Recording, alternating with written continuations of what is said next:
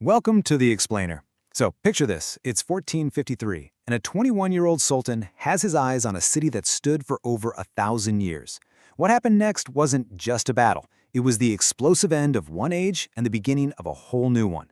Today, we're diving deep into how Constantinople was won and how that one event changed the world forever. For more than a millennium, that was the question. Constantinople. It was the heart of the Byzantine Empire, protected by these legendary walls that had turned back army after army.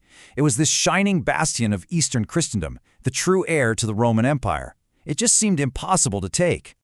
But this story is so much more than just a conquest. It's a story about sheer innovation.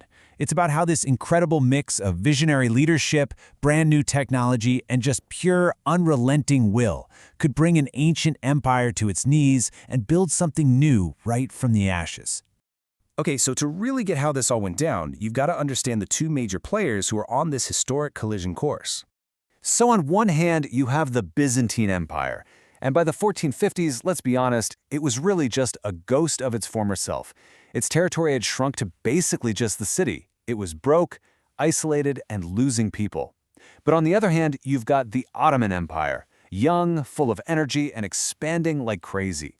They controlled all the land around Constantinople, which basically made the city a tiny Christian island in a huge Ottoman sea. And this quote, wow, it tells you everything you need to know about the cracks forming inside the city walls. See, the emperor was desperate for help from the West, so he agreed to unite the Orthodox and Catholic churches. But his own people hated the idea so much that a top official basically said he'd rather be ruled by the Ottomans. So Constantinople wasn't just being attacked from the outside, it was also falling apart from within. Mehmed II knew he had a massive problem. To take the city, he had to solve its greatest puzzle, the legendary Theodosian walls. We're talking about 1,000 years of history here. These incredible fortifications had been the city's ultimate defense. And his solution? Well, it wasn't just a bigger weapon, it was a revolution.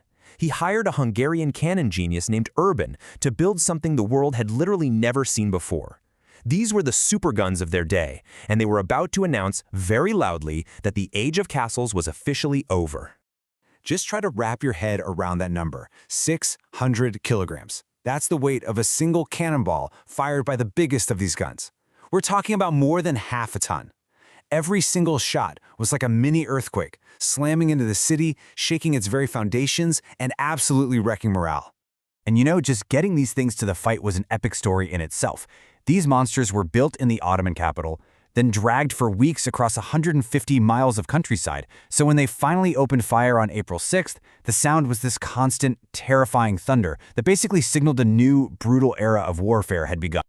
But okay, even with the cannons blasting away at the land walls, that was only half the problem. The city's northern flank, the part protected by the sea, was still totally secure. Right, so they had this giant iron chain stretched across the entrance to the harbor. It stopped any enemy ship from getting in and attacking the city's weaker seawalls. And on April 20th, the Ottoman Navy tried to smash through it, and they failed. Big time. It was this huge public humiliation, and it left the young sultan absolutely furious. So he's locked out of the harbor, things are at a stalemate. What does Mehmed do? Well, he doesn't try to solve the problem of the chain, he just goes around it. He comes up with one of the most brilliant, most audacious plans in the entire history of war. He decided to just skip the water entirely.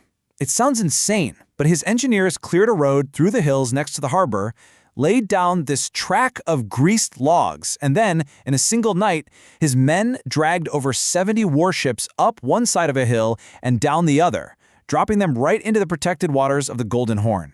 Can you just imagine the shock? The defenders woke up on April 22nd, looked out, and saw an entire enemy navy just floating in their safe harbor. It was a complete masterpiece of strategy and psychological warfare. It crushed Byzantine morale and forced their already exhausted defenders to stretch their lines even thinner to cover miles of walls they thought were safe. All right, let's get to the final act. After 53 straight days of bombardment and brilliant tactics, Mehmed was ready. He planned the final all-out assault for May 29th. Mehmed offered one last chance to surrender. The final Byzantine emperor Constantinos XI sent back his answer. No retreat, no surrender. They would defend their city to the very last man. As the city braced for the end, Catholics and Orthodox prayed together for the last time in the great cathedral, the Hagia Sophia.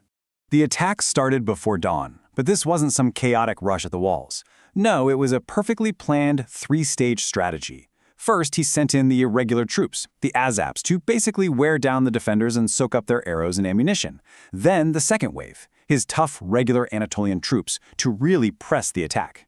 And finally, when the defenders were just about at their breaking point, he unleashed his secret weapon, the Janissaries, his elite, totally fresh, and absolutely relentless. And for hours, the defenders actually held on. It was incredible. But then, disaster. Their commander, this brilliant Genoese soldier named Giovanni Giustiani, was badly wounded. Seeing him carried away from the walls created a total panic. The command structure just collapsed, the line wavered, and in that one moment of chaos, Ottoman soldiers found a small gate that had been left unlocked. The walls had been breached. Once the breach happened, the end came fast. Emperor Constantinos was last seen fighting and dying right there with his soldiers. By the middle of the day, it was all over. Sultan Mehmed II rode into his new capital, earning the name he'd carry for the rest of history, Fateh, the Conqueror. But you see, the fall of Constantinople wasn't really an end. It was a beginning. The capture of this one city sends shockwaves across the entire globe, reshaping the world in ways that nobody could have possibly predicted. Think about it. With the old land trade routes to Asia now firmly in Ottoman hands, European nations like Spain and Portugal had to find a new way to get there. So they took to the seas, kicking off the Age of Discovery. You can draw a direct line from 1453 to Columbus.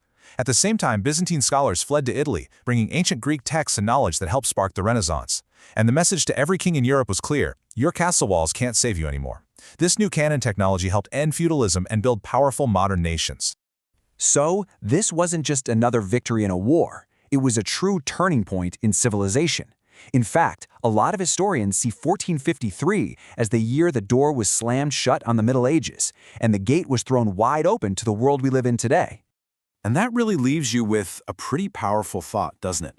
The story of 1453 is this incredible reminder of how one single event, driven by the vision of one young man, can completely change the path of human history. It really makes you wonder, what will our generation's 1453 be?